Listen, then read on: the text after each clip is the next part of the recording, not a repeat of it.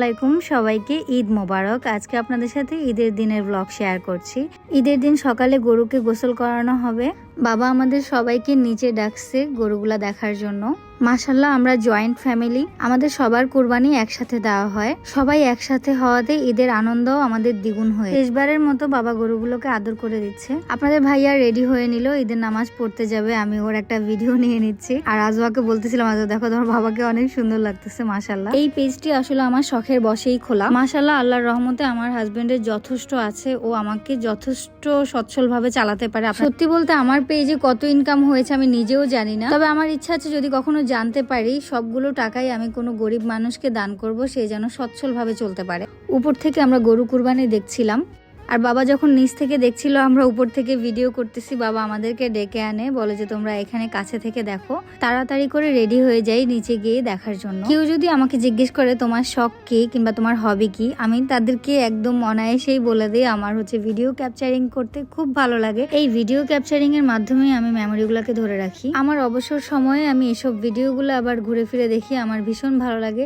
আপনারা অনেকেই অনেক সুন্দর সুন্দর কমেন্টস লেখেন, আমি খুবই অনুপ্রেরণা পাই, খুব ভালো লাগে। আমার খুব তাড়াতাড়ি করে রেডি হয়ে যাই, একটু সময় বেশি নেই। এদিকে আপনাদের ভাইয়া চলে এলো, ওর সাথে একটা স্ন্যাপ নিয়ে নিলাম। গরু কুরবানি দেখার জন্য আজওয়া খুব সকাল সকাল উঠে যায়। আপনাদের ভাইয়া আমাকে ফোন দিয়ে বলে আজওয়াকে নিচে নিয়ে আসো, ওকে সরাসরি দেখা, ওর ভালো লাগবে। ঈদের দিনের ওয়েদারটা অনেক সুন্দর ছিল, আকাশ মেঘলা ছিল, একটু পরেই আসলে বৃষ্টি চলে আসে।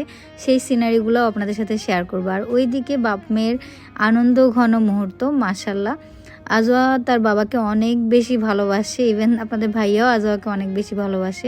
একই ফ্রেমে আমরা যেন তিনজন থাকতে পারি, সেজন্য আমি ফ্রন্ট থেকে একটা ভিডিও নিলাম। আসলে আমার সাথে যারা মিশেছে তারা হয়তো দেখে থাকবেন, আমি কখনোই কাউকে কখনো কষ্ট দিয়ে কথা বলি না, কিন্তু আপনারা অনেকেই হুটহাট করে একটা দুইটা বাজে কমেন্টস লিখে ফেলেন, যেটা দেখলে আসলে মনটা খুব খারাপ হয়ে যায়। আমার কেন জানি অন্যর হাসি দেখলে, আনন্দ দেখলে আমার নিজেরও হাসতে ইচ্ছা করে, নিজেরও ভালো লাগে। কিন্তু অনেকের মনে এত হিংসা প্রবণতা যে কাউকে সুখে দেখলে, ভালো দেখলে তাদের শান্তি লাগেই না, মানে একটা বাজে কমেন্টস তাদের করতেই হবে। আপনারা যারা বাজে কমেন্টস করেন আপনাদেরকেই বলছি, তারা প্লিজ একটু অন্যের আনন্দ দেখে, হাসি দেখে একটু আনন্দের পেতে শিখুন। দেখবেন সেই আনন্দটা ঘুরে ফিরে আল্লাহ আপনাদের মাঝেও ফিরিয়ে দিবে। আমি আমার পেজে আমার লাইফস্টাইলটা আপনাদের সাথে তুলে ধরি, অবশ্যই সব ভালো মোমেন্টসগুলাই আমি শেয়ার করি। নিশ্চয়ই আমাদের জীবনেও সুখ দুঃখ কষ্ট আছে, কিন্তু আমি কষ্টগুলো আপনাদের সাথে খুব কমই শেয়ার করি। ঈদের দিন যেহেতু আকাশ মেঘলা ছিল, একটু পরেই বৃষ্টি নেমে যায়, আর বৃষ্টির মধ্যেই নিচে রান্নাবান্না চলছে। ভাত আর গরুর মাংস রান্নার দায়িত্ব বাবুর্চির হাতে দিয়ে দেওয়া হয়। একটু সময় করে সব ননদিনীরা সহ ছাদে উঠি ছবি তোলার জন্য। ছোট বাচ্চা আপনাদের ভাইয়ার ভীষণ পছন্দ, এদিকে আমার দেবরের বাচ্চাকে আদর করছে সে।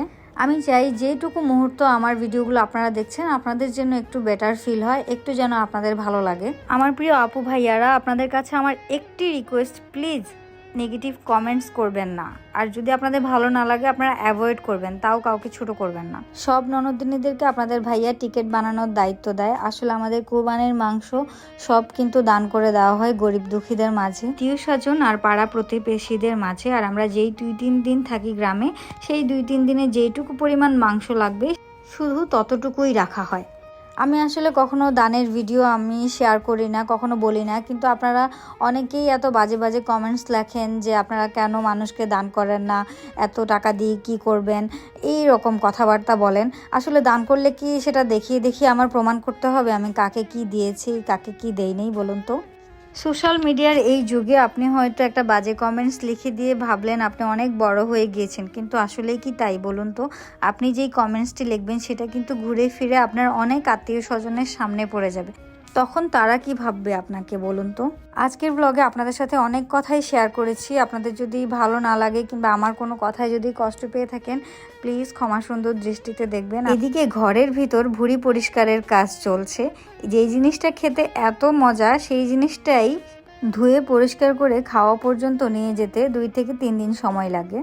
যারা মাংস বানানোর কাজ করছিল তাদেরকে বাইরেই খাবার দিয়ে দেওয়া হয়। মাংস দেখতে পাচ্ছেন, খাওয়া শেষের ভিডিও আসলে এটা। আর একটু পরপর তাদেরকে চা দেওয়া হয়। বাড়িতে যত বাচ্চা কাচ্চা আছে সবাইকে আমরা একটা হল রুমে নিয়ে আসি, আর সেখানে আমরা একসাথে মুভি দেখছিলাম। আপনাদের ভাইয়া ওদের জন্য আইসক্রিমের ব্যবস্থা করে।